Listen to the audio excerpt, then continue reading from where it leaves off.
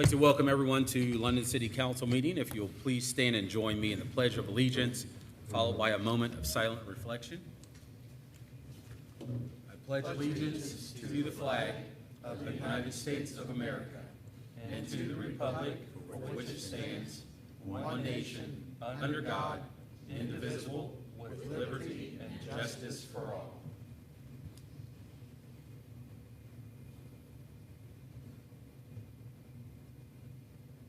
Thank you. Clerk, could you please take the roll call?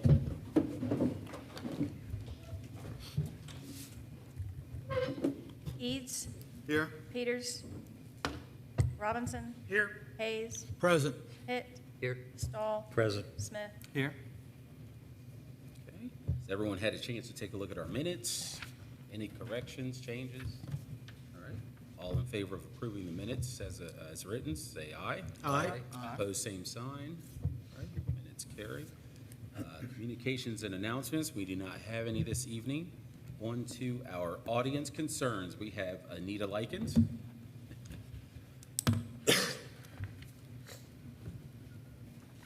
Good evening, all. Good evening. Well, this is exciting, big agenda here, but I appreciate the time that you're giving me this evening to finish the Declaration of Independence that we started 2 weeks ago. If you'll recall, I was talking about it is their duty to throw off such a government and to provide new guards for their future security. The colonists were having problems, obviously, with the king, who was exerting rights that they did not feel he had rights to push over them. So they put together a litany of complaints that they had, of grievances. So just to provide a representative sample of those, again, he has endeavored to prevent the population of these states for preventing laws of naturalization of foreigners, obstructed the administration of justice by refusing assent to laws, made judges dependent on his will alone, erected a multitude of new offices with a swarm of officers, affected to render the military independent and superior to the civil power, and combined with others to subject us to a jurisdiction foreign to our Constitution, unacknowledged by our laws, giving his assent to their acts of pretended legislation for taxes without our consent, depriving us in many cases of trial by jury, for taking away charters, for suspending our own legislatures. And in every stage of these impressions, we have petitioned for redress in the most humble of terms. Our repeated petitions have been answered only by repeated injury. A prince whose character is thus marked by every act which may define a tyrant is unfit to be the ruler of a free people. We, therefore, the representatives of the United States of America, in General Congress, assembled, appealing to the Supreme Judge of the world for the rectitude of our intentions, do, in the name and by authority of the good people of these colonies, solemnly publish and declare that these united colonies are, and of right, ought to be free and independent states, that they are absolved from an allegiance to the British Crown, and that all political connections between them and the state of Great Britain is and ought to be totally dissolved, and that as of a free and independent states, they have full power to levy war, conclude peace, contract alliances, establish commerce, and do all other acts and things which independent states may of a right do. And for the support of this declaration, with a firm reliance on the protection of divine providence, we mutually pledge to each other our lives, our fortunes, and our sacred honor. They were serious. And I think it brings back to mind, and I just want to revisit, if I may, Amendment 10. We've already talked about the Constitution and how that was brought about. Amendment 10, actually, if I may read that again, was the Bill of Rights, which the first of all is, we know, as the free speech, and the second, the right to bear arms. But Amendment 10 was that the powers not delegated to the United States by the Constitution, nor prohibited to it by the states, are reserved to the states respectively or to the people. And that brings me full circle to what we started about in the fourth quarter of last year about civility and what we as a people, we with the local involvement, are nationally impacting what goes on around us. And I rejoice that 1973 Roe versus Wade was overturned last week, Friday. I celebrate it for so many reasons. Obviously, morally, I always had a problem with protecting an eagle egg and abusing the ability of a child to stay in its womb safely. I also, from a scientific perspective, had a real problem with all DNA and not necessarily saying that conception is not the place where beginning of life starts. I also had a problem religiously from my faith that I did not believe it was correct. But I am so surprised and just overjoyed by our Constitution working. It said in our Constitution that all rights not therefore negated to the federal government belongs to the states.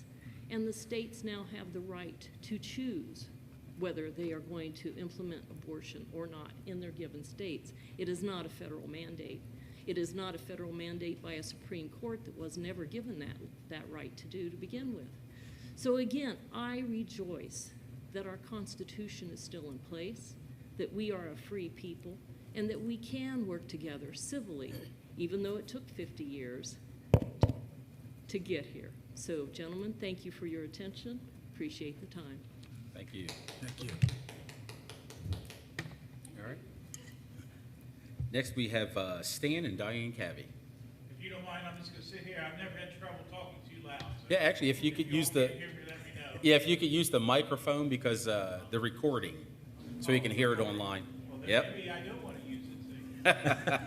So. They say, I don't know what he said. Thank you. Thanks.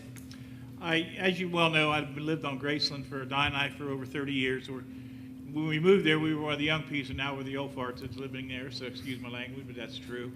But I do want to thank council very much and Rex and all the work they put into to go ahead and consider putting in this sewers back in the field behind us, because I think that'll really solve our problem.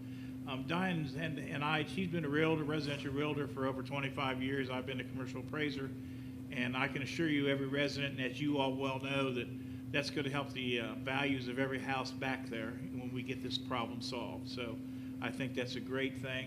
I won't be here next week for the public hearing. I'll be camping with my family at Meeitng.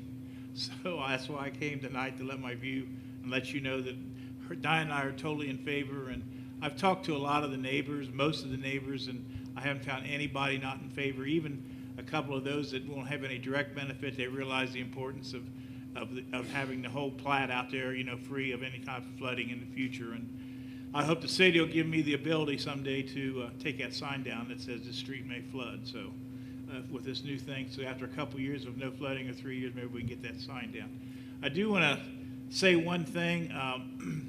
The property owner behind us, they went through at the end of the street and put in a new tile, which is fine, but they went through the wetland over there. And they've not, I know, Rex, I'm just basically talking to you a little, maybe somebody could recommend to him. They didn't put any grass seed down or anything. And I've not seen muddy water come down the street like that since, it didn't get over the curbs for 25 years, because that wetland's been there. Now it's just a big mud hole again. And I'm afraid at the end of a street, there's a lot of muddy water going right into our sewer. There's a huge sewer at the end of Graceland, and that really, really muddy water's running down there now, since there's no way to stop it and there's no grass seed or anything on it. So maybe somebody could talk to that property owner and get some grass seed. It's a natural waterway. It needs to be not mud. I mean, that's a bad thing. So that's all I have. I do want to thank council, hopefully to consider what they want to do. I know I'm more than willing to pay our share for the 15 years or with the $400+, no problem. I think it's such a good investment for all of us. So that's all I wanted to say. I just wanted to say thank you for considering it, and it'll really help us out in the long end. We're so happy that you're going to share it with us, and we don't have to carry the whole burden, but we're very happy to carry our own share. Diane? You said it all. Said it all. That's all I got. I won't hold you up. Thank you. Thank you. All right. Next, we have Elizabeth Branson. Please state your name and address, please. You have 5 minutes. Elizabeth Branson, 500 Graceland Avenue, London, Ohio. I don't have a speech per se. I've done it twice, and I would just ditto that. But I want to reinforce what Stan said about the muddy water, because I've seen, since I moved there, when it did flood, it was mostly clear water. And now with this last rain this last week, it was just mud and muddy water. First time I've seen that since I've lived there. So that needs to be corrected at the end of the street. I know he did some things, the landowner did some things that was right, but this needs to be completed and finished in order for it to be successful and to help out with the entire project. And I completely urge you to pass the project for our beautiful neighborhood. Thank you. All right, What's thank you. what's the address, what's the address of that house you're talking about? Do you know? What do you mean the house? What house? You said somebody did something, they No, put, it's the owner of the land behind us. oh, behind you. So it'd be the farmer. Yeah. He took some trees out, dug up some dirt, and cleaned out some tile, but left it a muddy mess. Kind of like on the 504 side? Yeah. The house on that There's a side. wetland down there, and it's been there for 25 years. And you all know what wetlands do. They slow water down, clean it up, and don't do it. And then they decided that, the wetland wasn't a permanent wetland. And I don't have any problem with that because he wanted to fix the drainage, and that's fine. But you need to finish that water well. When you put a water well, you do something like that, you need to put down some grass seed, Okay. maybe some netting or whatever else, and make it green. That way the muddy water doesn't come down. And there's a big sewer right there, the opening, and that goes right down that sewer into our sewer system. Okay. Thank you. All right, thank you. Okay, on to our committee reports. Start with Mr. Eads. Beforehand, excuse me, did you want me to address the email that we received? Yes. So our friend Mr. Norman's not here tonight, but he sent an email asking if I could read this as a representative on city council. And I'll read it verbatim. This administration has constantly said no worries when it comes to the capacity of city water, especially when talking about moving forward with the Heath housing development, which will add 236 homes in our city. But recent events or actions of the city administration would say different. First, the request for voluntary water conservation of the residents of London, requested by the Water Department Superintendent. If we are asking the current residents to conserve the water we have, how can we add 236 more homes? By asking the current residents to conserve implies that we might have a water shortage if they do not conserve.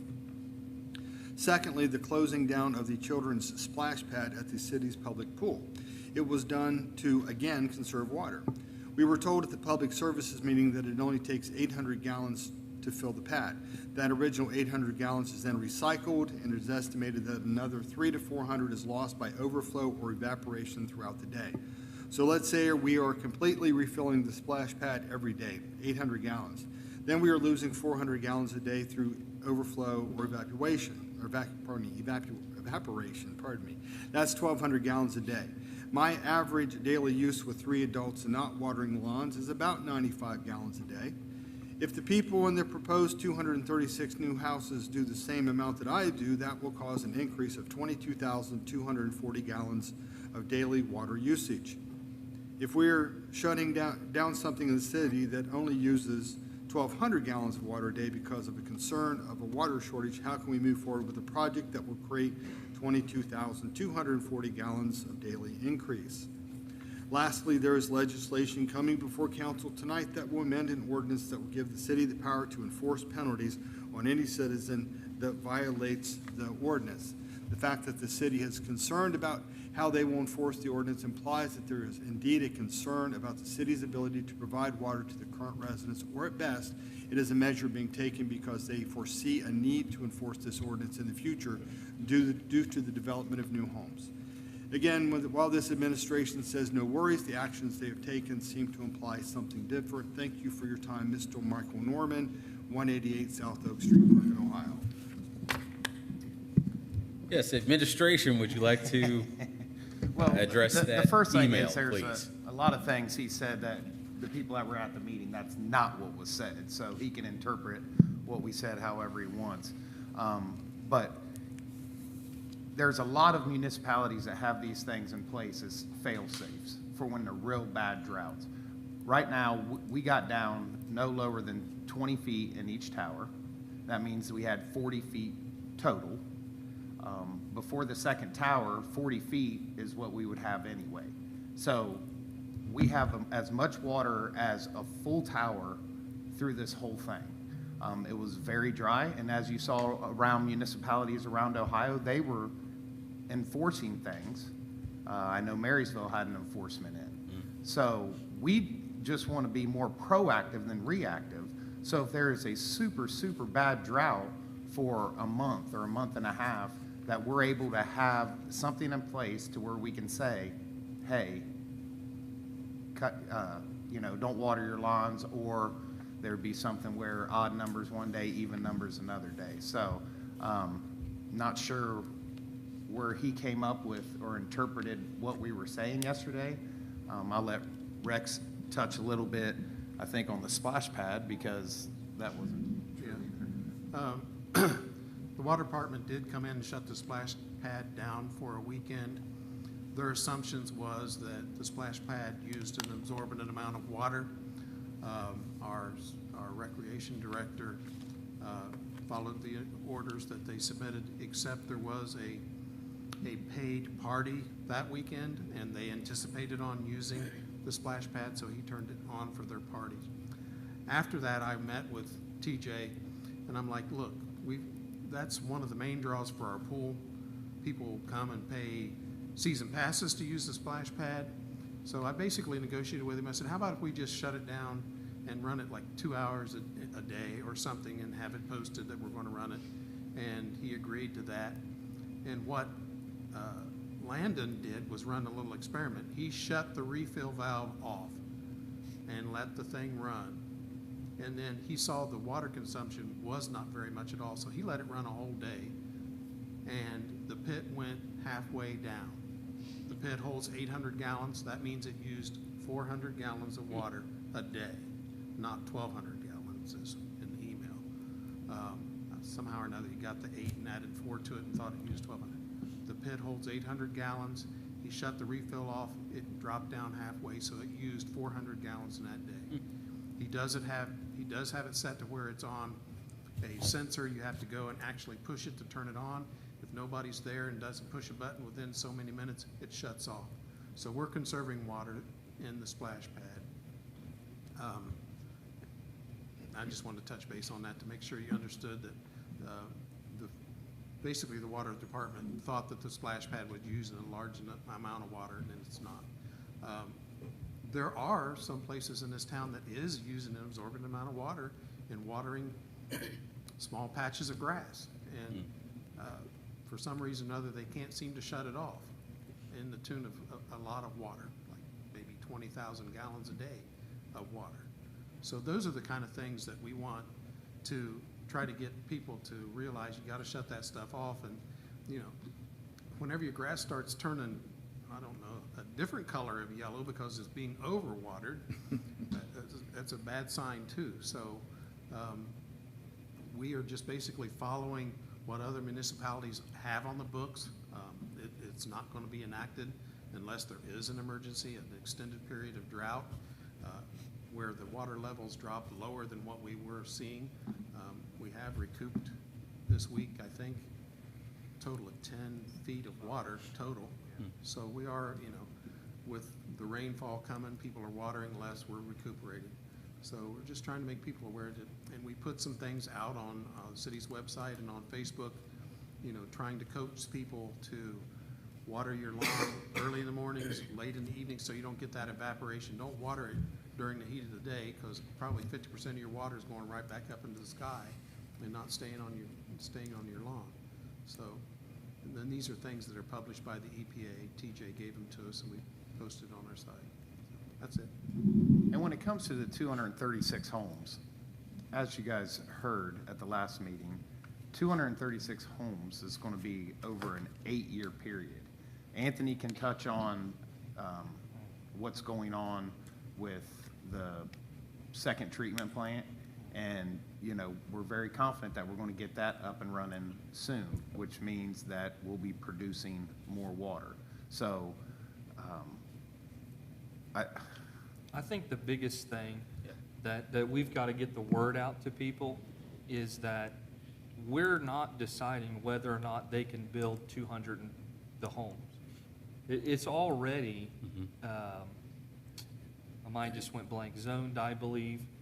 They could already do that.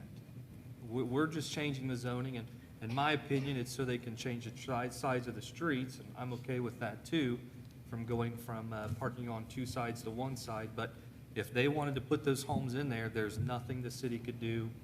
It's already zoned. And so I think that's the information that we've got to get out to people, is that the legislation that we're looking at is not deciding whether or not they can develop a home. And I can tell you, these guys do these quite often. And if you don't think they're doing their homework to see if there's sewer capacity and water capacity, and they come in and build 236 homes and then can't get water to them, they would not make that mistake. So, but as always, we appreciate Michael's Norman's insight. Thank you for your comments. Thank you. Thank you, Rex. Mr. Eads? Okay, now committee report. Thank you. We had the Services Committee meeting last night. As they just discussed part of that, I'll take care of the street department part of that. Mr. Long gave us a 3-page report on things that they've done in the last month. As always, he does that. He gave some specific points that he wanted to highlight. I'll run over those very quickly. The first thing he wanted to highlight was at Amherst, they mowed around the cement ditch and they started to clean that, but then the question was raised about the ownership of that now, so the city may not have any further responsibility. That's been, they're checking with the law director now. I don't know if there's been further discussion on that to see if we have to do anything with that, but we may not be responsible for that now. Second item was looking at blacktopping Sheffield and Oxley. Estimate of that was $64,000 to pave that. If you don't remember about that, previously there was a requirement, or probably still a requirement, when a builder comes in, they didn't have to finish paving roads until it was 75% done. That builder went bankrupt before it was done, so that left it on us. So they're looking to finish that now. Next item was the State Route 56 or State Route 38 project, which is just Main Street, that it has started.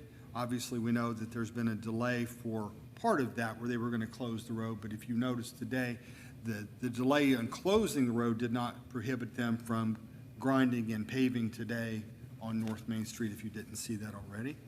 He brought up the Meeitng and Graceland storm project, which they've talked about tonight. Just that he just mentioned that it's starting to move forward with us and what the administration has done at this point. Choice One Engineering, so they have been looking at the storm sewers specifically south of this point, from here south, and trying to figure out what they can do with that. So they were shooting the elevations, I believe, if I remember correctly. I see Rex's head, yep. They were shooting the elevations on the underground pipes along with the roads, trying to see how water flowed, what they could do. They did present 3 options. Bill had blueprints. He didn't open those up last night, but nobody asked him to, quite honestly. But they do have 3 options they're looking at. They're looking at possibly $2 million to do those repairs. He felt that that could be paid for by the money that's already in the storm sewer fund. Not sure how that all works out, but that's, well, a loan, yes, I'm sorry, a loan to be funded by the storm sewer fund. Is that correct? Okay. Thank you. So debt service out of the stormwater utility fund? Which, that's what the fund is. Yeah, so we would take out an initial loan of $2 to $2.5 million and then pay the debt service out of the stormwater utility fund every year as it brings money in. We'd pay the loan note off, bring money in, pay the loan note off. Thank you. So that will come to council at some point soon. I think after the meeting, I discussed this with him. I believe he told me, and this wasn't in the meeting, but you were looking at possible grant, some type of emergency grant for that also. Does that ring a bell with you fellas? OPWC funding is coming up, so I'll be having a meeting with the mayors of the county and Brian Doom here soon, and we're talking about maybe trying to fund some of that project out of OPWC funding, but we have to see how it all shakes out for the whole county, but we'd Okay. like to. Okay. Couple other points. The crosswalks, so Mr. Norman came to finance meeting, talked about the research that he had done. Evidently, that sparked an interest, something I'm very interested in. They are looking at now putting solar-powered, lighted crosswalk signs in 12 locations, I believe. 12 locations. I'll run these by you because it interests me, and they've added some that weren't originally considered, and I think they were a good idea to add those. Elman Park, Main and Park, which I could see that. I didn't consider that before, but I could see that. 5th and Main, Midway and High Streets, 4th and Main, Union and High, 2nd and Main. So 4 of those were where lights came out very specifically. Westmore and High, another light came out. Elm in New Hampshire, and Mr. Norman stated, and I've seen it too, you come right around that Y and there appears to be a crosswalk just within that first block. And that's pretty dangerous, so I'm glad they considered that. Elm at St. Pat's School, Elm at London High School, or the London City Schools, and Oaken High, which was also where they took a light out. So they are considering that. At this point, the number that they had was $184,000 plus. Now, there was money left over in that fund if we wish to use that, which I believe somewhere around 225, 240,000. 300,000, okay. So there was money left over from the project when they removed the lights and replaced the lights, and it has to be used in certain ways, so there is money possibly to fund this out of that. I think that's a great idea. That number also, that's just parts. That didn't include labor. So Okay. it's gonna be 184, like you said plus, but that's just parts. 184,000 for the I think it's equipment. almost gonna be double that original number. Yeah.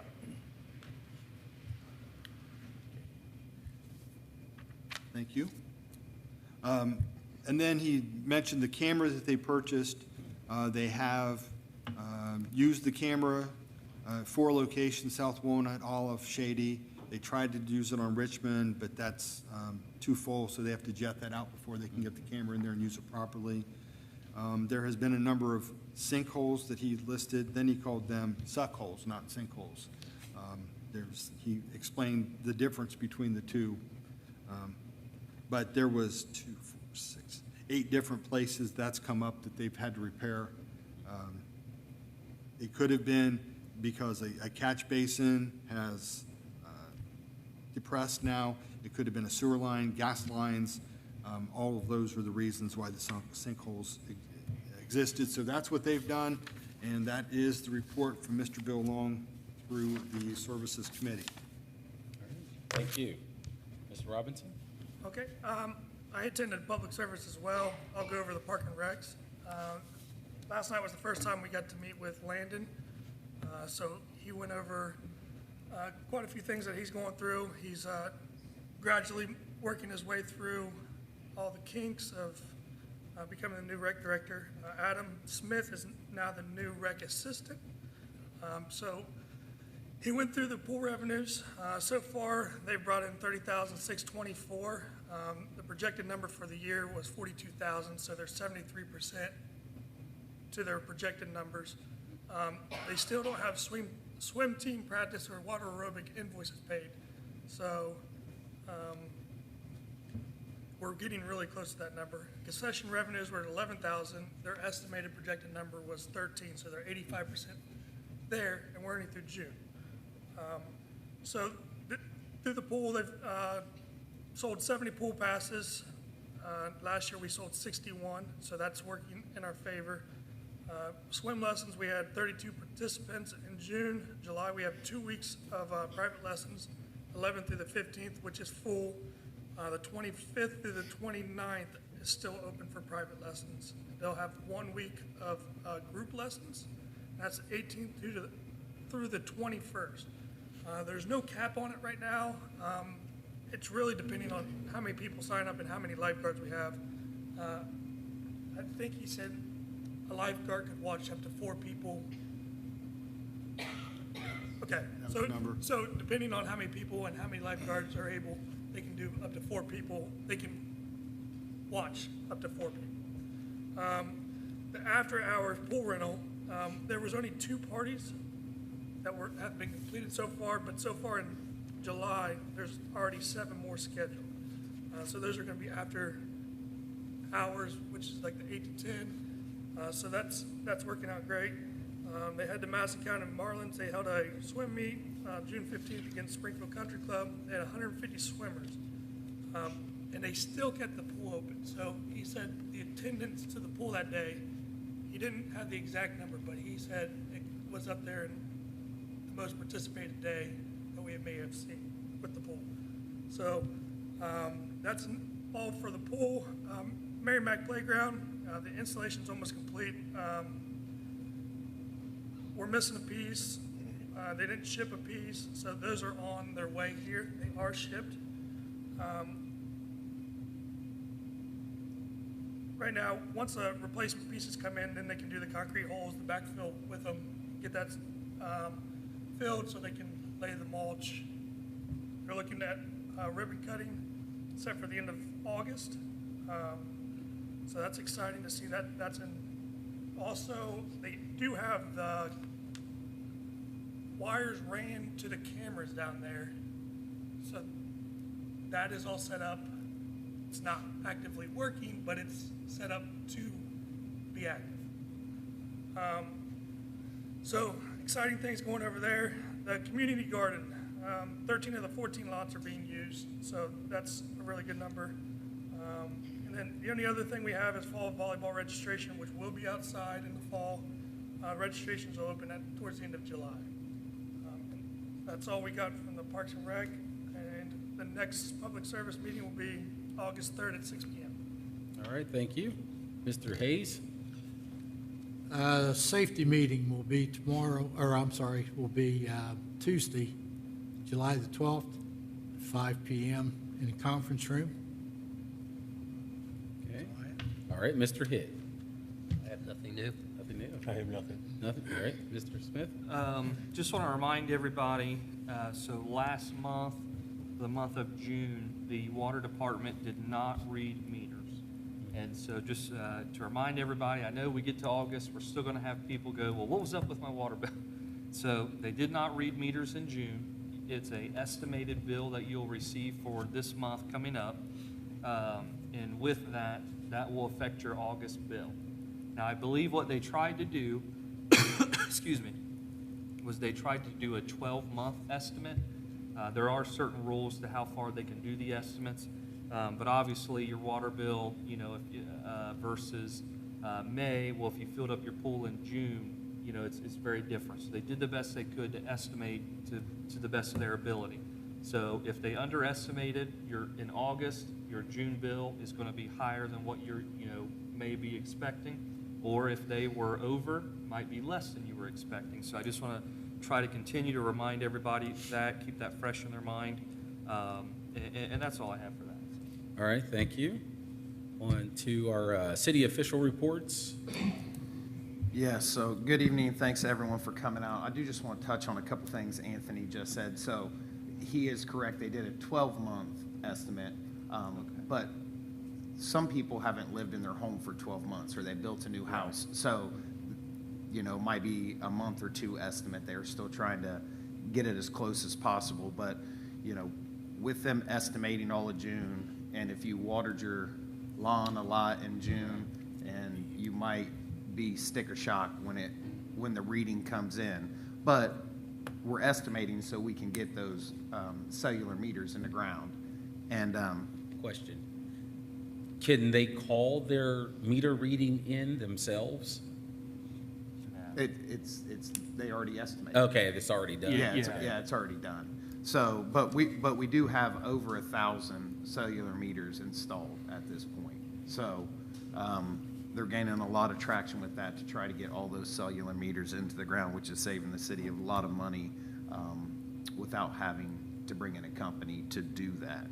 So as Mr. Robinson talked about, the construction of the new playground at Mary Mack Park has begun, which is in partnership with the Mary Mack Miracle Group. Volunteers were able to get a lot done, and we hope to have it open soon.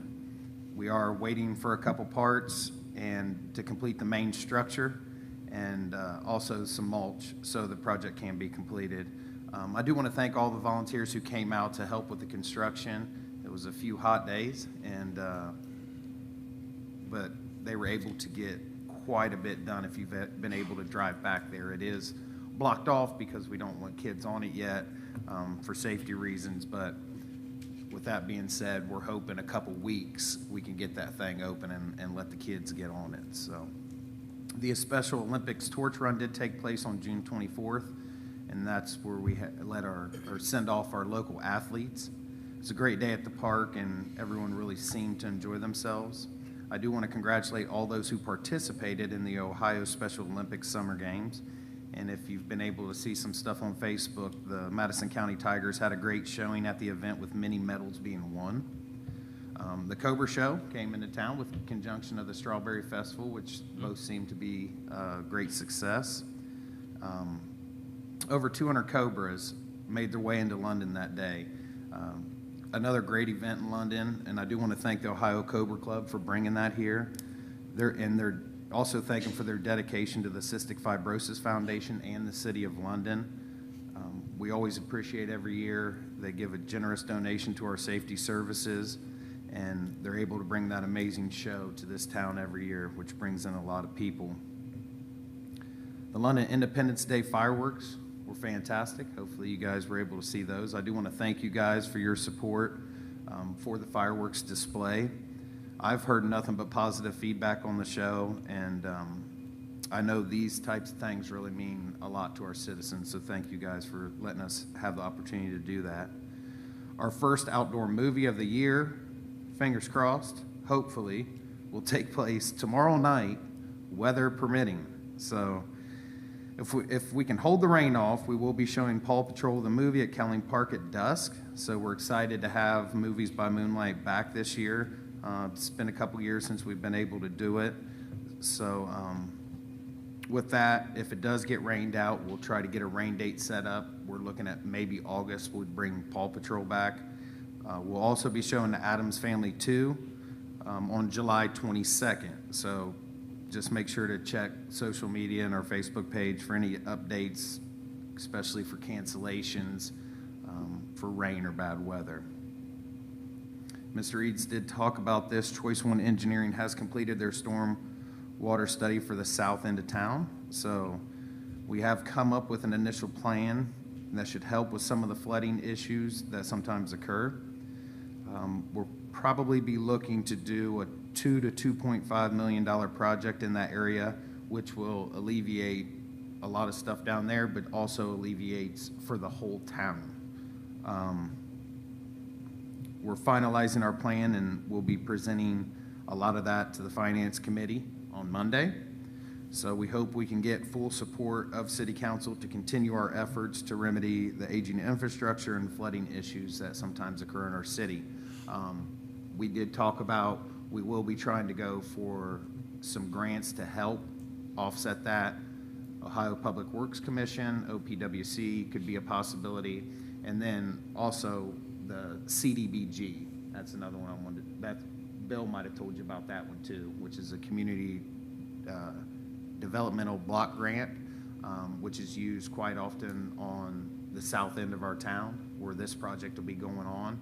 So hopefully we can get some CDBG money for that also. ODOT is continuing the paving project on Main Street, State Route 56. They were able to get in again today after all the rain and get a nice strip done down Main Street. But the closure for the new culvert has been pushed back, and that was due to the fair.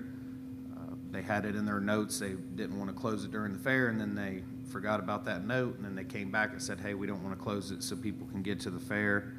And so that will begin the week of July 18th. So Main Street will be closed past Garfield heading out of town. There's more information on that on all our social media sites that say exactly where it will be shut down.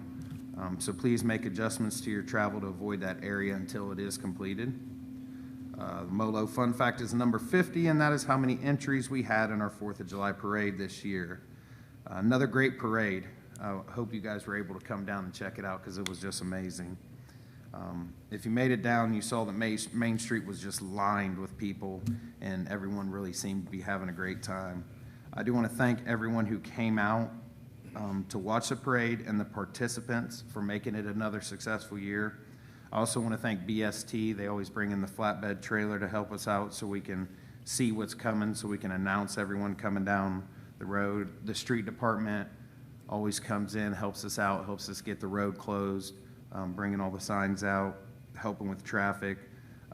Police department with their presence, and it's a rolling stop at High Street, so we might upset a couple truckers who didn't quite make it through town but did get to watch an awesome parade. So, and then the Division of Fire and EMS, they're always a very popular entry into the parade, and so I want to thank them all for their participation. I do want to thank Rex Castle and Amy Reese, and then also my wife Missy. The day's really hectic, but we're able to kind of throw it all together, get everybody lined up, get everybody moving, get everybody in their spots, get everybody checked in. Rex has the great job of sitting down by the basketball court and not letting people come drop their kids off into the parking lot, because then it just becomes mayhem in there when we're trying to line everybody up. So I just want to thank them for all their help with the parade and making it a great day and beautiful weather, and there was no issues, so another great successful 4th of July parade. So, all right, thank you. All right, thank you. All right, on to old business. Ordinance 14622, a motion to read by title or number. So moved. Second. All right, clerk, please read the ordinance. Ordinance 14622, sponsored by Anthony Smith, an ordinance amending section 1048.05 of the codified ordinances. So what we'll end up doing here is we're going to end up asking that these be tabled. Just some more information that we need to get. I think everyone would appreciate that. You know, we're just making sure we dot our I's and cross our T's. So I'll be making a recommendation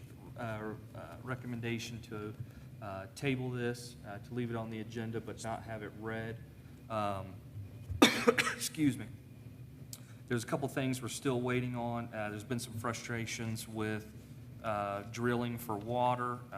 You know, weather didn't cooperate for a while. We had a lot of wet out there, and then we got that, and so we were waiting on the well driller.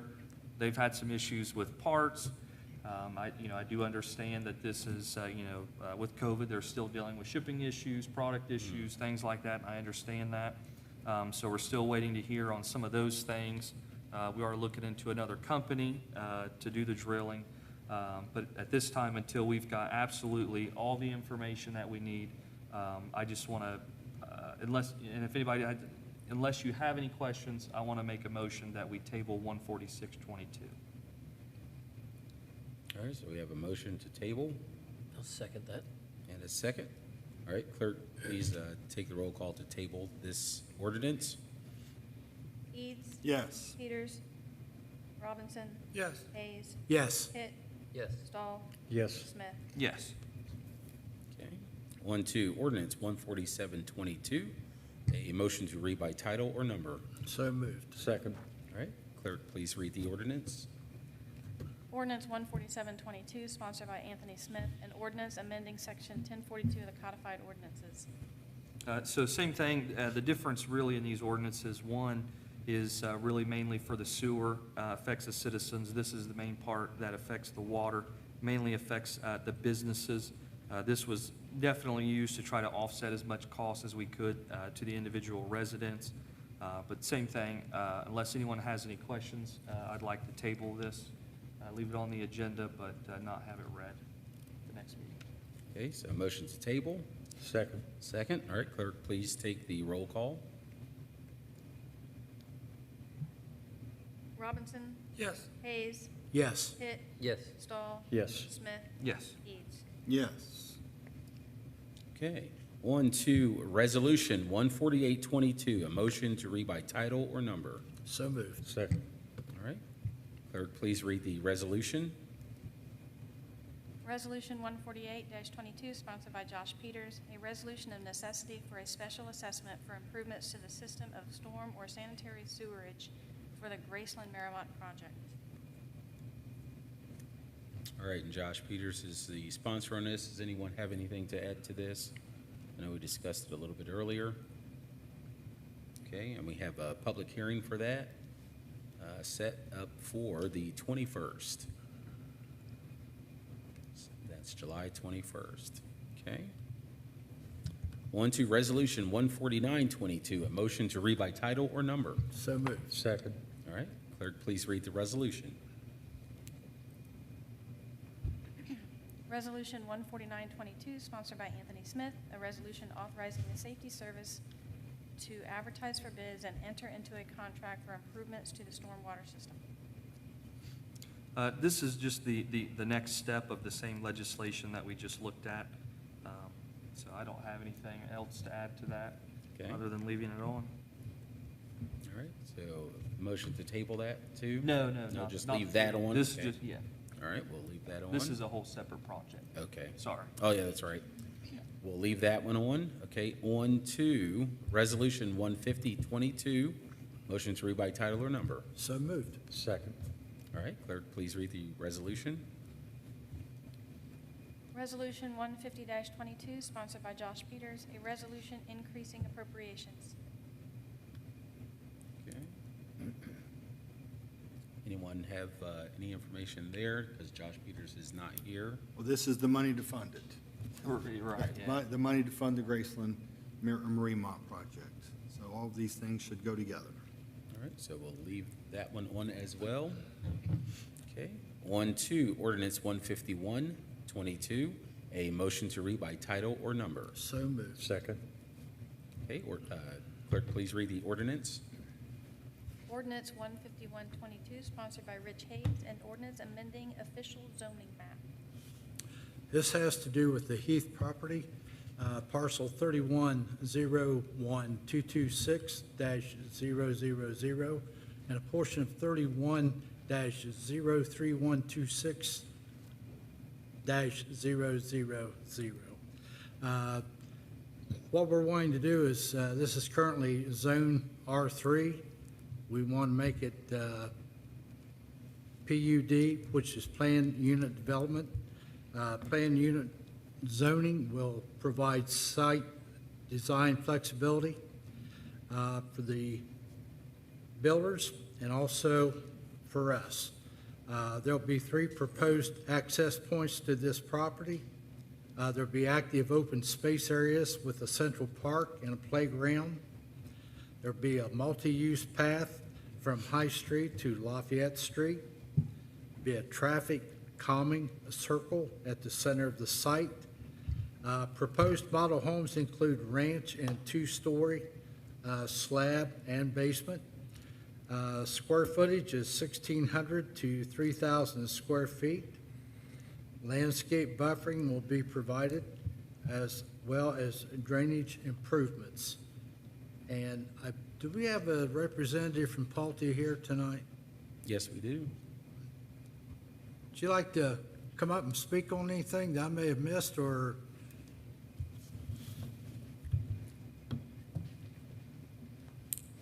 Good evening, Jim Hills Good evening. with Pulte. I really don't have anything to add at this point in time. I know we have a public meeting scheduled for in a couple weeks, so unless there's some questions, I'd be happy to address questions, but really nothing to add. And we do appreciate your presentation that you gave to us a couple weeks ago. Thank you. All right, thank you. There will be a public hearing on this on July 21st. All right, anything else to add to that? All right, Set. on to our new business, Ordinance 15222, a motion to read by title or number. So moved. Second.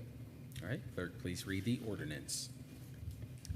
Ordinance 152-22, sponsored by, Brian Robinson. An ordinance amending Section 1040 of the codified ordinances. So it's already been touched on earlier. This is really to put in place, so the Safety Service Director can establish an emergency if our water levels do get too low. Right now, it's really just a recommendation.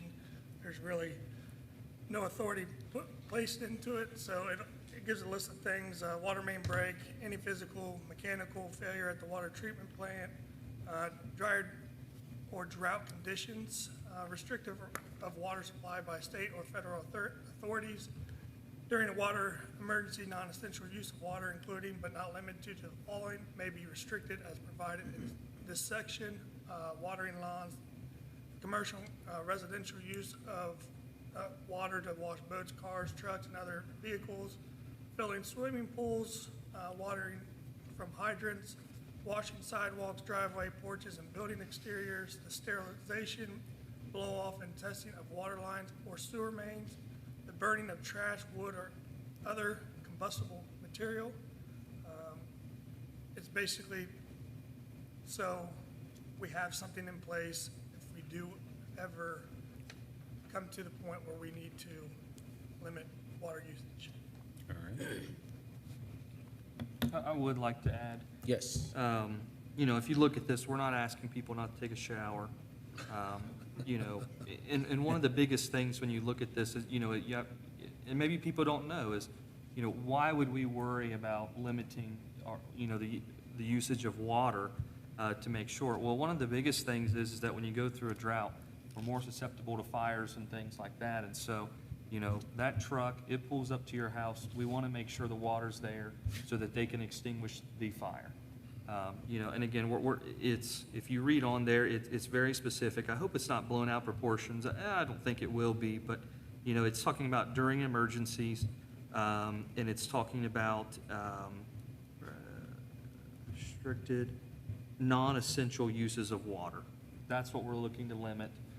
In a city, as we see, other cities have things like this in place to just make sure that if we have any emergency, we're able to make sure that we can take care of our citizens. I think a citizen has a house fire and their house burns down because we don't have water would have a far more right to be upset than someone that is not watering their lawn or washing a car. So.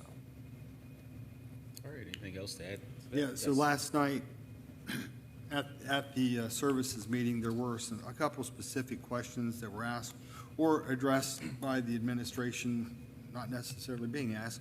And one is the commercial and residential use of water to wash boats, cars, trucks, and other vehicles. That would mean that they would or could shut down the car washes if we have that emergency.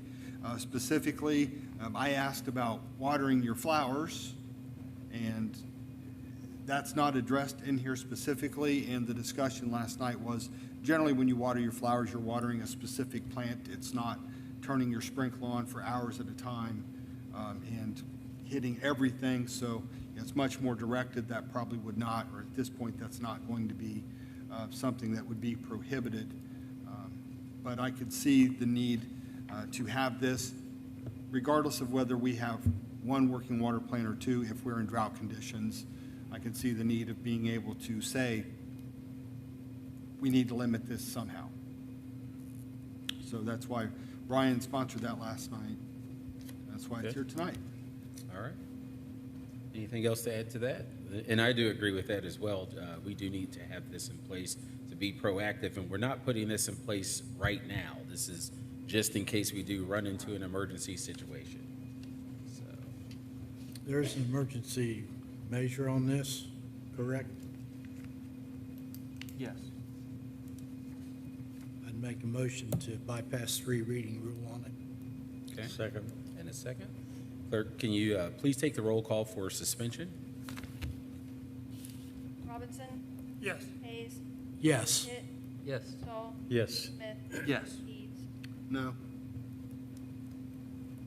Good, We can't. We can't? One, Oh, that's right, Josh. Council Yeah. Eads, I Yeah. would ask We to have know that 6. with your one no vote, that shuts this down. Yeah. Are you aware of that? Should that change my vote? I'm just making sure that you're aware of that decision. Honestly, I didn't consider that because I forgot Josh wasn't here. But I'm okay with my vote.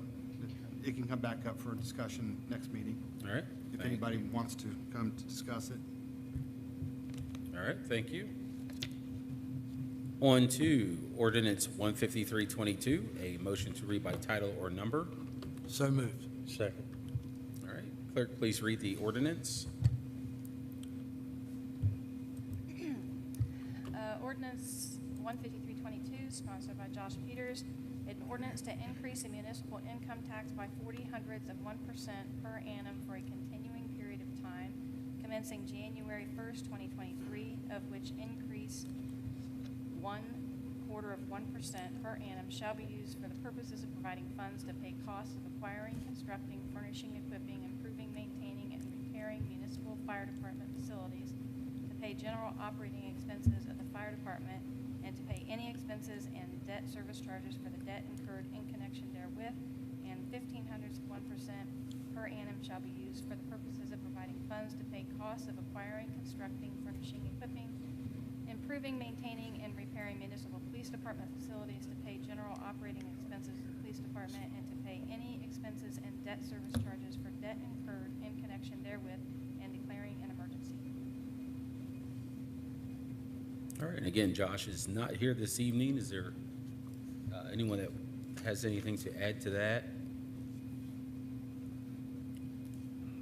Well, Mr. President, we had a special Finance Committee meeting specifically for the purpose to discuss what to do because of the fire department. There were a few items that were suggested. I don't think there was a council member there that chose a different option than this after the discussion. So the first option was a 0.25% straight income tax just for the fire department. And during the discussion, this initially was 0.35% so that it could cover the fire department and what they are currently projected to be a shortfall for them, and also building a police department. My personal opinion was I liked this option. I can let other council members speak about their opinion and why they decided to do that, but I like this option. In my opinion, in speaking to people after the last election or during that process, most people seem to be in favor of trying to help the police department also. It is pretty much a pit that they work in. So this may be the best opportunity we have to try to help them also. Of course, who knows if this will pass or not, but I think we made the right decision, in my mind, to at least take that opportunity to try to help them out now. I agree with you, 100%. I was at the meeting. I wanted to give finance members to speak first. I was there, and voiced my opinion in looking at some things of what we need to do, moving forward. And looking at the last levy, one thing was infrastructure, things like that. And so that is part of what BPU is looking at. That's what we're trying to accomplish. But then also, taking care of our fire department. We know that we all receive, we went 3 years without paying that tax. We know that right now, if we went with any other service, it would cost more. So we know that we're receiving great services at a lower cost, so I think everyone should want to get behind that. And then looking at the police department, when I think of what my taxes go for, I think of police, fire, and in sewer and water. I want my toilet to flush, and I want my emergency services. And so that was one of the big reasons that I was in favor of supporting the police department, because I feel that if we don't support them now, just with the climate of everything, I think we'd be looking at, easily 10 years, a good distance in the future before we would be able to raise another levy for our fire department. And as our city continues to grow, we are going to have more issues and things like that. I noticed that the the 2020 census, we did go over 10,000 people, which I think is great, that London's continuing to grow, and those are definitely the services that I want to make sure are done right. All right, and I also did attend that special meeting that we had to discuss this, and I see, the police department, I think that this makes more sense than the first levy that was ran, to include the police and fire along in this, and the other option would have been to run them all three separately. But I think that Chief Nichols, he was really confident that this should be ran along with the fire EMS levy. So I do agree with that, because our police department, it is, I don't think that it can be neglected any longer. It is in Dire straits. We'd hate to say that, but yeah, Right. And you see all over the country, you have people that want to defund the police and all this, but, I would be one that would definitely say that our police department needs more funding, if anything. They've sat in that building, they've worked out of that building the absolute best that they can, and I, think that they probably should have, maybe we should have done something about this a while ago, but definitely the police needs more funding and not less. And I would like to add that I do like that with the Finance Committee and how we looked at everything, is this is not a property, so, we are not looking at affecting our seniors that are on a limited income. So I do like that that's how it's set up to not affect our seniors, so. One more addition, and I'll check with the administration on this. This is me just trying to remember something from years ago. When 9/11 happened, there was, at the federal level, a change that if you were going to build a police department or remove a police department, it had to meet certain qualifications so that your police department was a safe place, that a bomber could not come in, that you had to create certain structures around that and do certain things.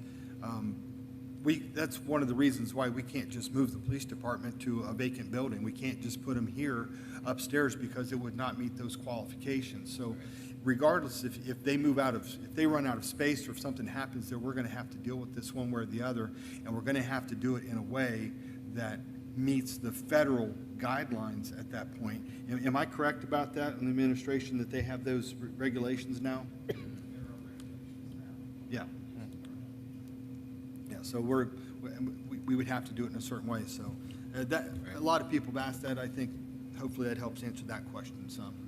One other thing too, I apologize, Oh, go ahead. but this is a quick one. We are not looking at tearing down the small building where the Visual Arts Guild is for the police department. So I know that, if anybody's worried about that, we're not looking at that. And then I did just, while I'm thinking, I go ahead and ask, do we have anything that says that we're tearing down the recreational center? We don't have anything that says we're tearing down the recreational center, correct? Well, I saw There was- online. See, I know we had grant money. there was a approved. grant that we were going to apply for, Oh, did we and apply for that it? question was asked if the grant money came through, if the levy didn't pass, what would Is they that- do? And I thought it did. Rex at that point stated we'd still take care of that building because it needs to come down. At least the far part of the building, which was the main part of the high school, not the gymnasium. Are we still there with that, or has anything happened with that grant? We did receive notice that the grant has been approved to the city, and we're in the process of working through that. Okay. So right thank now, you. we are trying to figure out what we're gonna do.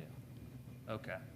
So, but either way, looking at the levy that we're bringing forward, it has nothing to do with that and not affecting the Visual Arts Guild, nothing like that. So I know that was even a concern last time, even with the new rec center, saying that we would have a space for them. I would hear people say or read online, where are they going to go? So I think it's good to just get ahead of that.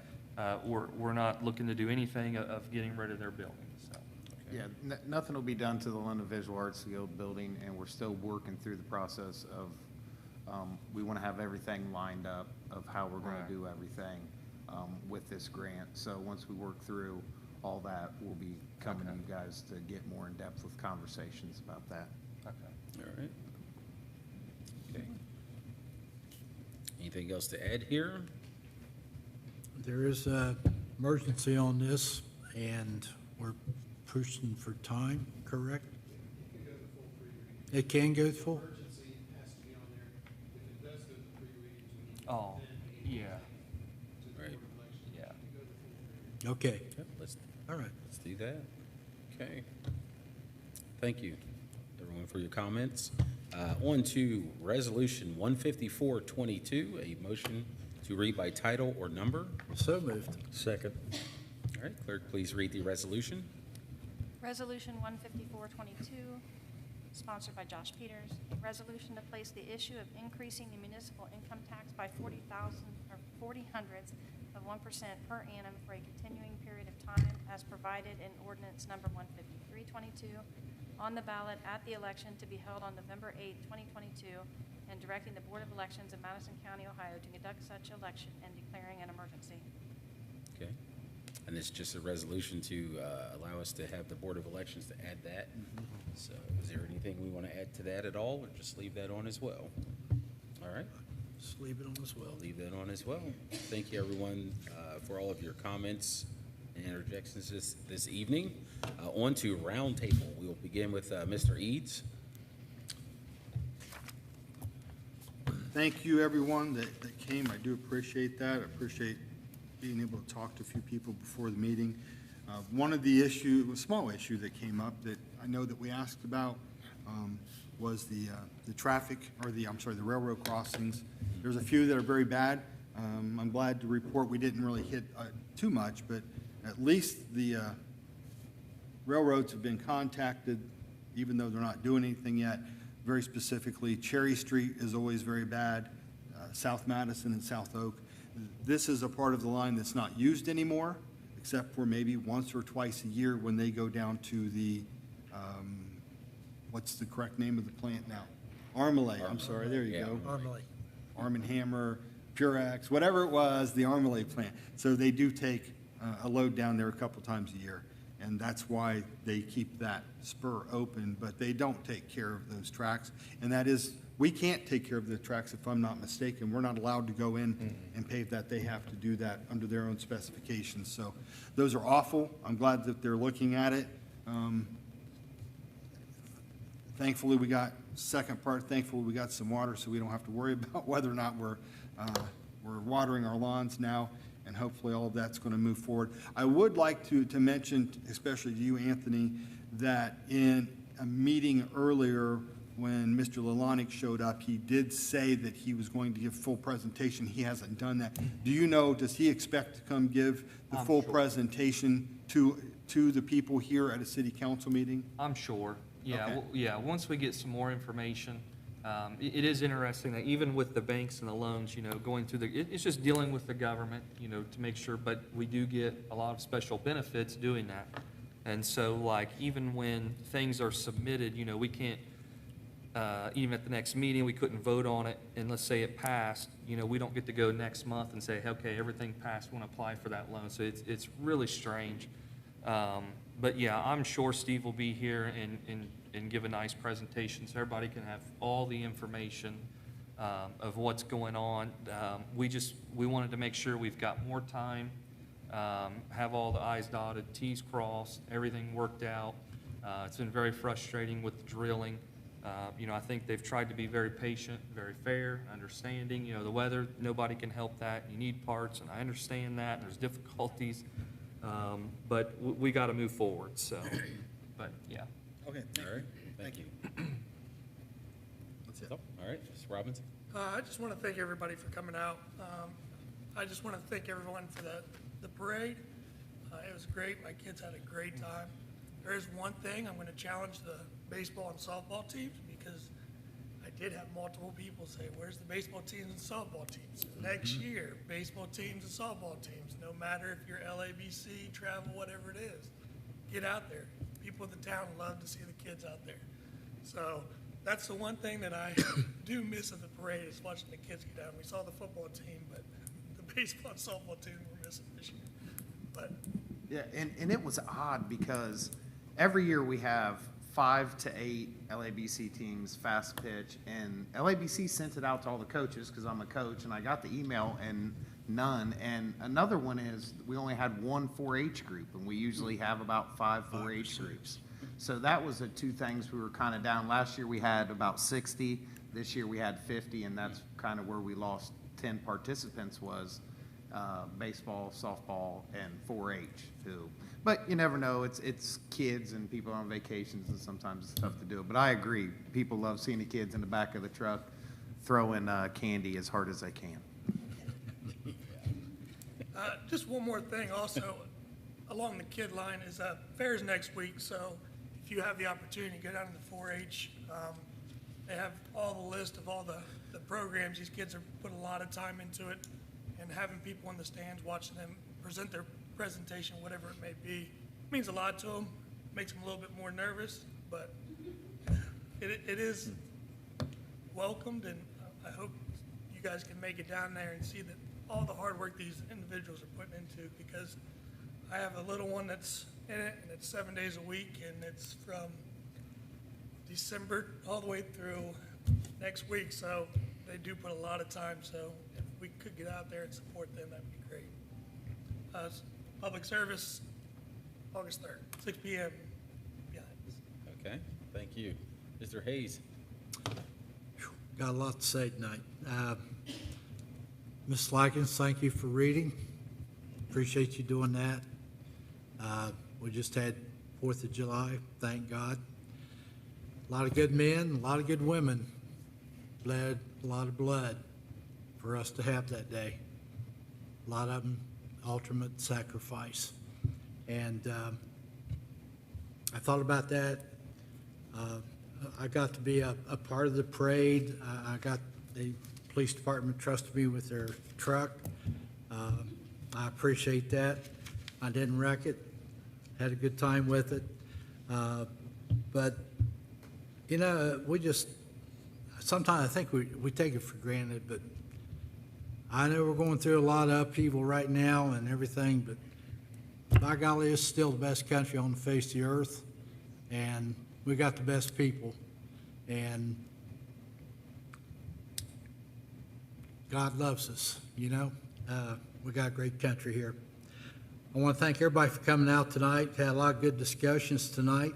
Glad that the Graceland Merrimont project is going to move ahead here pretty shortly.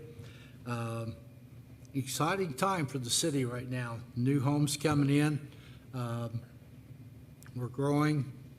Got a little water situation we got to take care of. But once we get that taken care of, I think 5 years from now you won't know London. It's going to be good. Keep us in your prayers, all of us. Keep the administration in your prayers. Keep the city of London in your prayers. And God bless London, Ohio, and its people. Thank you. All right, thank you. Mr. Hitt? Yeah, I'd just like to thank everyone for coming out and showing an interest in what's going on in the city. And I'm excited, too, to see the development happening over there behind CVS and that area. So that's it. All right, thank you. Mr. Stahl? Also like to thank everyone for coming out, and not forget the Finance Monday and Safety on Tuesday. And as they mentioned about the fair next week, it's not just kids, it's the parents and grandparents. We all get involved in all of it, and a lot of time and work in the years, and it's a lot of fun, and it's been 4-H for over 25 years, so it's good to have everybody come out and enjoy that. And I think that's all I have. All right, thank you. Mr. Smith? I'd like to thank everybody for coming out tonight. Obviously, being pro-life, I want to say thank you to SCOTUS for overturning Roe. It is interesting, the woman that was involved, many don't know this, her name is escaping my mind right now, but she ended up never having an abortion, and she was only pretty much present at one hearing, and then after that was about all she was used for. So I'm grateful for that. And then also, some people don't know, we do have a Life Point Family Center. It's on Main Street. I know right now they've been helping out about 20 women that are going through having babies and things like that. And so the Madison County Right to Life, getting involved with them, Revive Baptist Church, hoping to help them out, get them more resources and things like that to be able to help as many women as we possibly can. I do think it's interesting right now for adopting children, the ratio is about 3 to 1. There are 3 families for every child that is up for adoption right now. And so I think the adoption process shouldn't be so expensive and so as extensive. But yeah, it's not quite 3 if you average it out, but it's almost 3 for every child. And then secondly, I want to say thank you to Mary Mac Miracle. All the volunteers, they've done a phenomenal job. I was over there. I wish I'd have been more to help out. The day I showed up, they had already quit, so I felt really bad about that. But yeah, it looks beautiful. They did a great job. I want to say thank you to Amy. I don't think technically she's not on the board or anything like that, but she was out there busting butt and getting things done, and so we're grateful to her for that. And that's all I have. All right, thank you. Also, I'd just like to thank everyone for all the hard work you've put into council here. I know we have some tough decisions to make at times. Thanks to everyone for being so vigilant in that. Good to see the growth that's coming to our city. You know, and like I said a while ago, there's been certain things that have been, the can's been kicked down the road, and I'm just glad that this council here is willing to take the bull by the horns and to hit some of these things head on so that we can actually make a difference with this council that we have here. So, you know, we may not see the difference now, but we may look years from now and say, you know what, that's when it happened. Because oftentimes you look back at, say, like the zeitgeist of what happened in that time, and you may not see it when it actually happens, and then later you can kind of see where the turning point is. So I hope that we are able to help this city to move forward with some of the decisions that we make here. And just thank everyone for all of your dedication. Also thank everyone for being here this evening. Thank Mr. Norman for being so dedicated. You know, I would like to see even more of our citizens dedicated to our council and to our city and being interested in what's going on here. So thank you, everyone, and motion to adjourn. Motion to adjourn.